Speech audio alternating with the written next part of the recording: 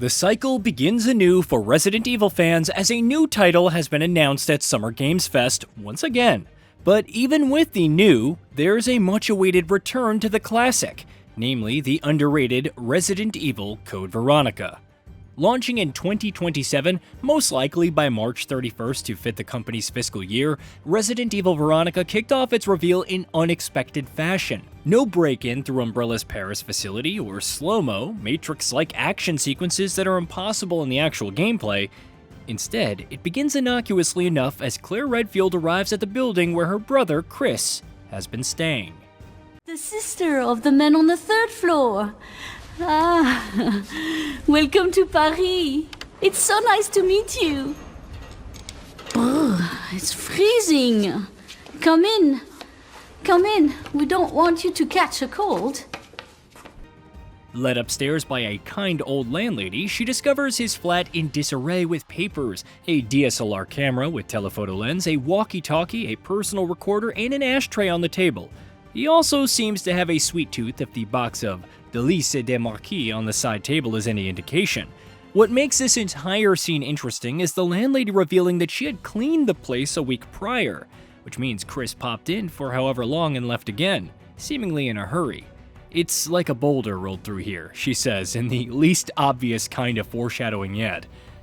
After departing to make some coffee, Claire is left alone and hears a knock at the door. Opening it leads to her being held at knife point by, as the official website puts it, the Umbrella Special Forces unit responsible for the incident.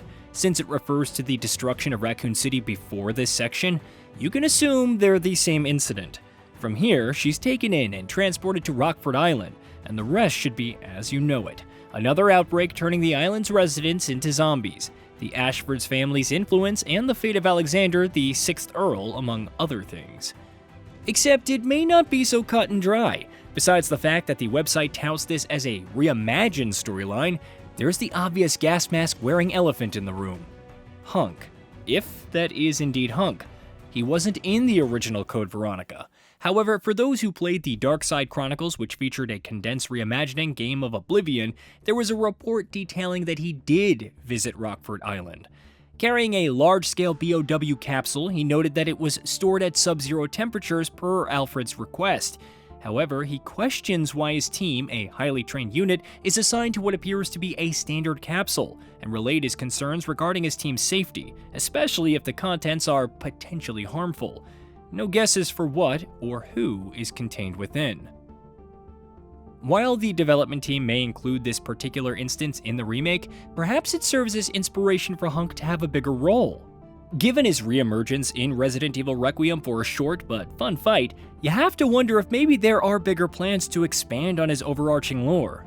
Then again, it could just be a case of throwing him in for a surprise rather than doing much more with him, especially if rumors about Albert Wesker and the HCF having larger roles and more story scenes turns out to be true.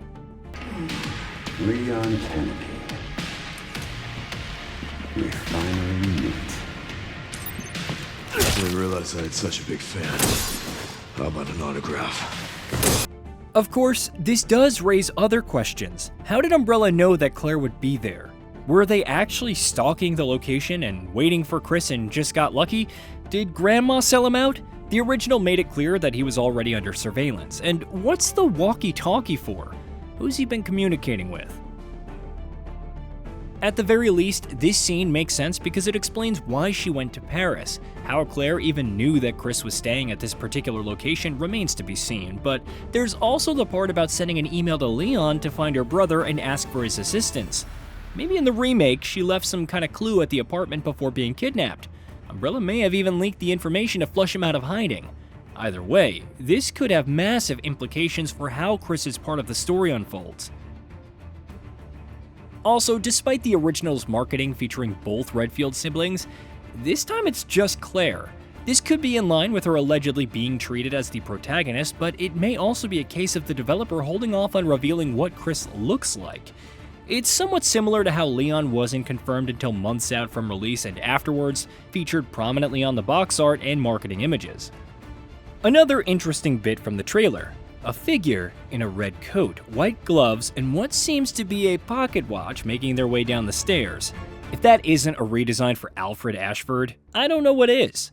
Honestly though, it works, retaining the original look's main color and formality while making it feel more modern and practical.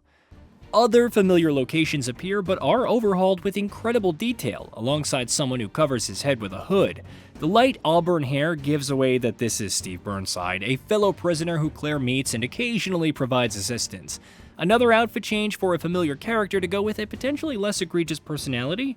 Most likely, but hey, at least the Golden Lugers, which play a part in the plot, look better than ever. Perhaps the biggest red herring in this trailer is the first-person perspective when Claire enters the apartment building and looks around. You might think after Requiem that this may be the developer team opting for another dual-perspective game where you can swap between first and third person at any time. While that is certainly possible, the fact that rumors about the remake's development began 2 years ago, and the amount of effort that would go into implementing two perspectives, which the Requiem team described as essentially developing two games simultaneously, means it's unlikely. Besides, all Resident Evil remakes have typically stuck to the over-the-shoulder perspective, and Veronica may simply follow suit with the occasional first-person cutscene. Of course, there's the other big change. Not the visuals or the opening, but the name. Why Veronica? Why not Code Veronica like the original? Besides the narrative significance of the name, it may be another clue that the remake is influenced by Darkside Chronicles, where Game of Oblivion refers to it as the Veronica virus. Whether it leans into other changes like Claire helping Chris in an important battle or even Chris meeting Steve remains to be seen.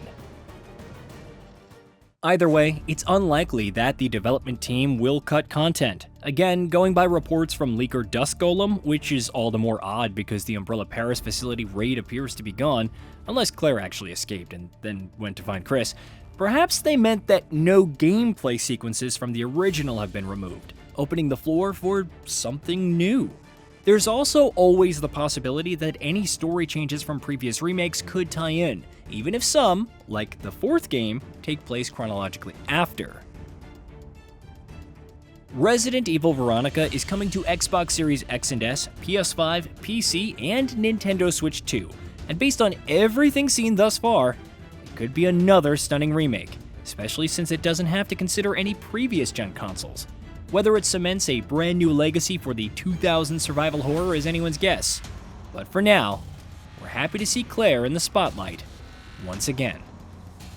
Hey, did you know that we at GamingBolt upload new videos every day? Stick around, drop a like, subscribe, and hit that bell. And let us know what kind of content you'd like to see in the future with a comment below.